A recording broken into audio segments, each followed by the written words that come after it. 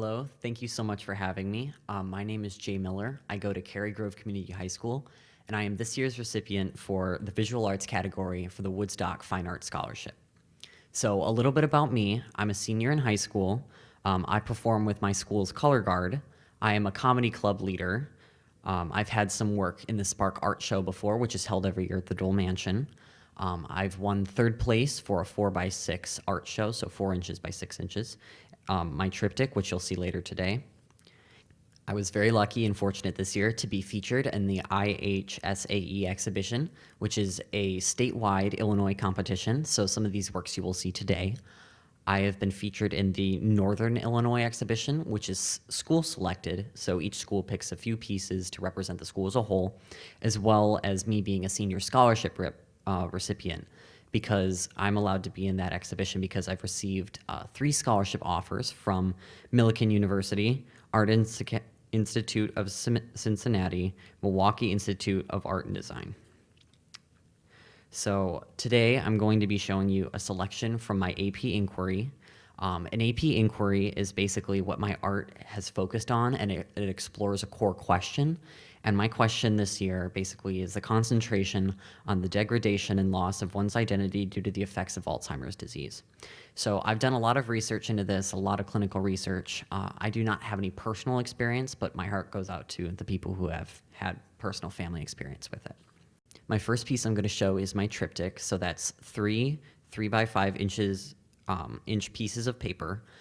It's done with ink and Prismacolor markers. So a Triptych is 3 connected works that are technically separate. You can view them separate, but they're more impactful when viewed as a whole. So this piece conveys the progressional decline of motor skill and knowledge of one's own appearance being lost to the mental decay caused by Alzheimer's disease.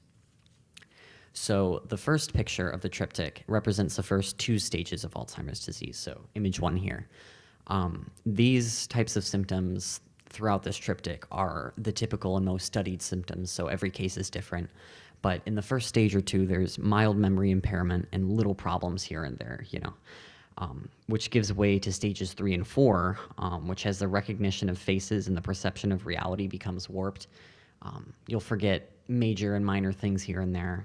And then in the final 2 stages, the patient loses most motor function and may forget rudimentary skills like how to hold a pen. So the first 2 stages of Alzheimer's is portrayed in this first piece of the Triptych. Early stage Alzheimer's has minor memory impairment and very mild identity impairment. So it's usually characterized as being just more forgetful than normal, especially during the first stage, which is very little to none, and that can just be usually qualified as just older age. And then as soon as you get into 2, you won't recognize it, but you'll recognize it in post when things were going on. So little things are still off, even though the meticulous vertical lines show a mostly clear mindset. The background is nearly filled in, almost completely solid, and I decided to do a self-portrait for this Triptych just because it really interests me, and I feel like I could distort my own face better than I could anybody else's, just because I've seen it for all 17 years of my life. So the second piece of the Triptych represents stages 3 and 4. The progression has become apparent to the outsider of Alzheimer's. The patient has lost many memories regarding the detail of their own face, but the basic identifying traits will remain. For example, mine has the hair, the glasses, even though the understanding of 3D shape and plane is just starting to be lost. It's the overtaking of the plaque in the brain that causes the slow decline of 3D objects in space recognition. So one eye is higher than the other. It almost reminds you of Picasso. The red background, which could be characterizing train of thought, mental stability, even memory itself, gets fragmented and scattered in harsh, uneasy lines. And in the final piece of my Triptych, stages 5 and 6, 6 being the terminal or the final stage, patients start to lose not only touch with themselves, but with others and reality, and fleeting glimpses of red remain. So my Triptych seems very dark and sad, but my inquiry doesn't just focus on the bad, but rather the light that can be let back into people's lives as therapy. So this piece is 7 inches by 5.5 inches. It's made with ink liner, jelly roll pens, marker, and colored pencil. It's part of a larger collective collage showing how patients' lives are fulfilled by different therapies. For example, this is music therapy. In this sense, it is literally filling them back up. If you see the yellow, it is filling these patients back up from the core. You can see phantom instruments and equipment that emanate a glow that brings back part of an Alzheimer's patient's identity back and just most of their lives and humanity back. Memories are a common thread that ties them together as the drawing appears to be one continuous line. And it really shows how intertwined lives can be based on hobbies or anything else in our lives and in Alzheimer's patients' lives. Like I said, I'm very fortunate not to have personal experience with Alzheimer's disease, but I know not everyone can say the same.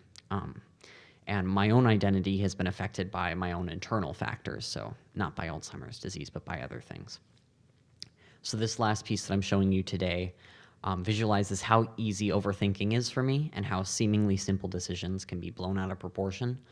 It's a very personal experience thing, but I bet everybody can relate to have experienced this, the feeling of overwhelming, definitely in parts of their lives, because I tend to be consumed by making decisions and kind of can be overtaken in the thought process, rather in fear of making the wrong decision rather than the right decision.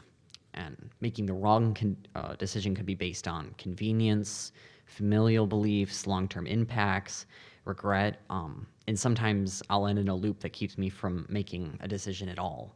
So a lot of my work is pretty self-reflective, and I revisit a lot of topics that I think about in my daily life.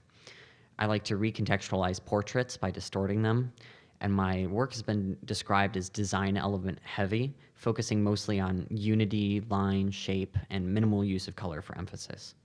Thank you so much for having me and for my scholarship. I'm planning on attending Rochester Institute of Technology for a Bachelor of Science in Game Design and Development. Thank you so much.